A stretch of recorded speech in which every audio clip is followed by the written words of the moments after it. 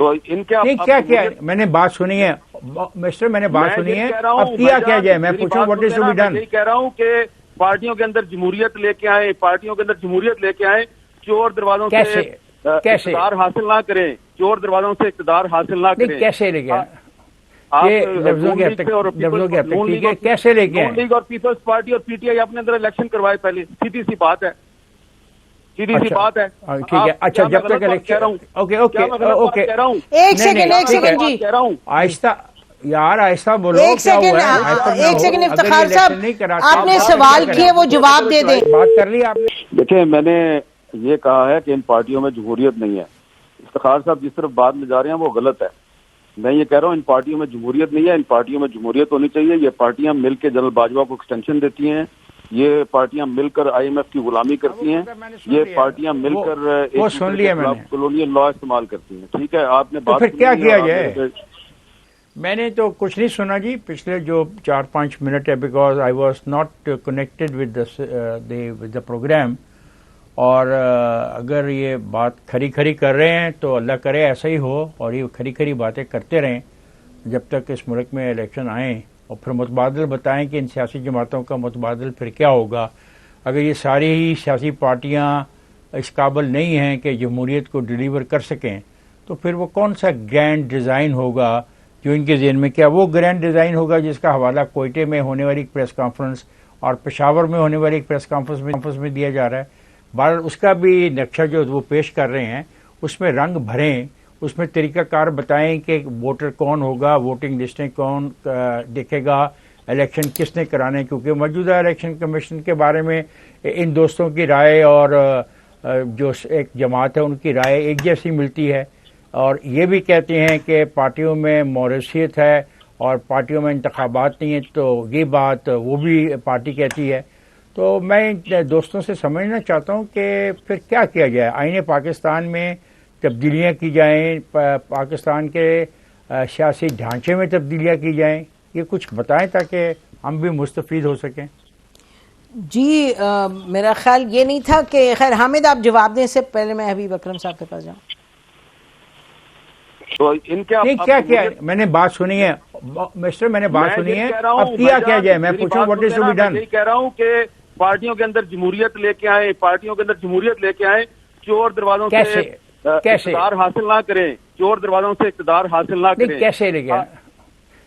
लफ्जों के ठीक है, कैसे लेके आए? नून लीग और पीपल्स पार्टी और पीटीआई अपने अंदर इलेक्शन करवाए पहले, सीधी सी बात है, सीधी सी बात है। ठीक है, अच्छा, जब तक इलेक्शन, ओके ओके ओके, एक सेकंड जी, आहिस्ता यार, आहिस्ता बोलो। एक सेकंड इफ्तिखार साहब, आपने सवाल किए वो जवाब दे दें। बात कर ली आपने बात नहीं इफ्तिखार साहब, ये आपने नहीं, इफ्तिखार साहब एक सेकंड, ये मैं एक सेकंड, इफ्तिखार साहब मुझे बात करने दें प्लीज। ये बात ठीक नहीं है, मेरा हर गेस्ट उतना मोहतरम है, आपको मैं नहीं इजाजत देती कि गेस्ट को कहीं आप हाइपर हैं, आप हाइपर नहीं, ये गलत बात है। इफ्तिखार साहब आपकी भी इज्जत है हर एक की। अच्छा, वो he was giving his point of view, और ये ठीक है। नहीं जी, तो my point of view is simple is कि what is the replacement, what is to be done. नहीं, उन्होंने हामिद मीर रिप्लेस नहीं सर, वो रिप्लेसमेंट की बात नहीं कर रहे थे, वो एक क्रिटिक दे रहे थे। और मतलब मुझे आप तो हामिद चले गए। क्रिटिक सही है, उनका ये कहना सही है कि सियासी पार्टियों में जमहूरियत नहीं है। पूरा पाकिस्तान ये कह रहा है, ये इसमें कौन सी अजीब बात है? और ठीक है, एग्री हो गया ना। अब तो ये तो हो गया ना, एक मर्ज हो गया। अब इस मर्ज का इलाज क्या है?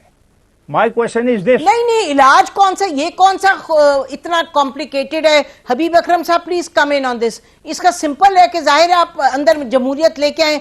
जी हबीब अकरम साहब, सवाल यही उठ रहा है कि जी जमहूरियत नहीं है पार्टियों में, इनको आपस में पार्टीज के अंदर जमहूरियत की जरूरत है।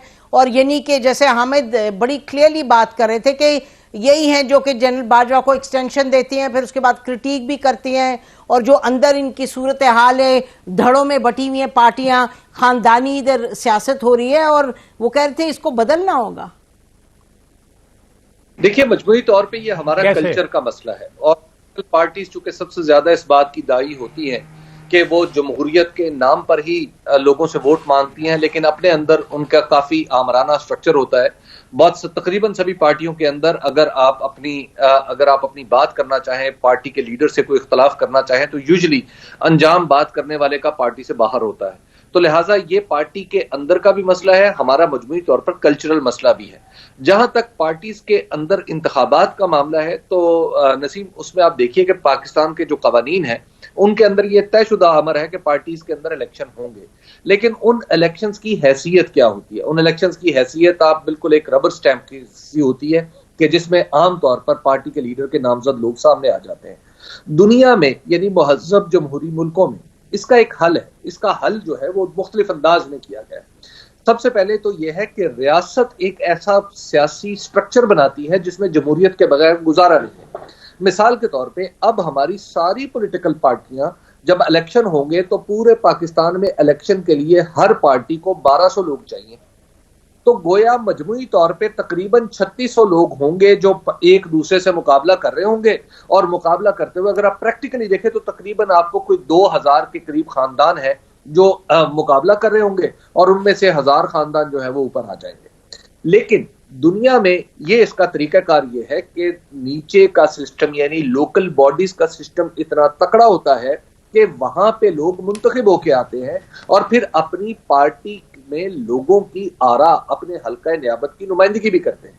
तो जब तक पाकिस्तान का स्ट्रक्चर भी डेमोक्रेटिक फ्रेंडली नहीं होगा, उस वक्त तक हमारी पार्टियों का डेमोक्रेटिक होना मेरा ख्याल है कि एक ख्वाब तो बहुत अच्छा है, और नो डाउट हमें इस पर जोर भी देना चाहिए। लेकिन बहरहाल हमें कुछ इंतजार करना पड़ेगा कि जब तक लोकल बॉडीज नहीं इस्टेब्लिश होंगी, पार्टीज भी हमारी इस तरह आमराना। जी, मैं आसमा आपके पास आऊंगी ब्रेक के बाद, लेकिन इतना जरूर कहते चले हबीब अकरम साहब के जो आप स्ट्रक्चर की बात करें, स्ट्रक्चर आपके आइन में तो सब कुछ है, स्ट्रक्चर को भी इंप्लीमेंट करना पार्टीज की जिम्मेदारी है। सुप्रीम कोर्ट को कहना पड़ा कि आप लोकल बॉडीज इलेक्शन ना करवाएं, क्योंकि एक एक पार्टी जितना ज्यादा से ज्यादा लोकल गवर्नमेंट की दाई थी, लेकिन वो करने तो नहीं चाहते थे इलेक्शंस लोकल गवर्नमेंट के। तो इशू तो फिर फाइनली पार्टीज के अंदर ही आ जाता है।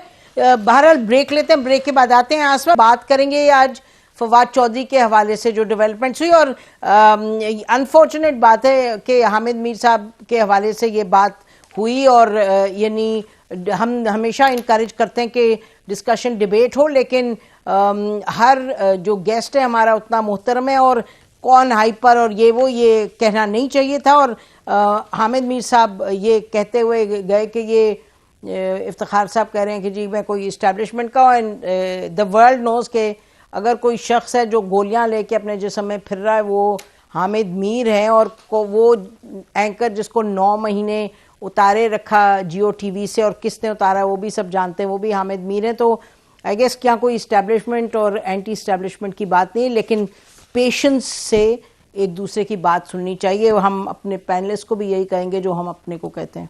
ब्रेक लेते हैं नाज़रीन, ब्रेक के बाद वापस आते हैं।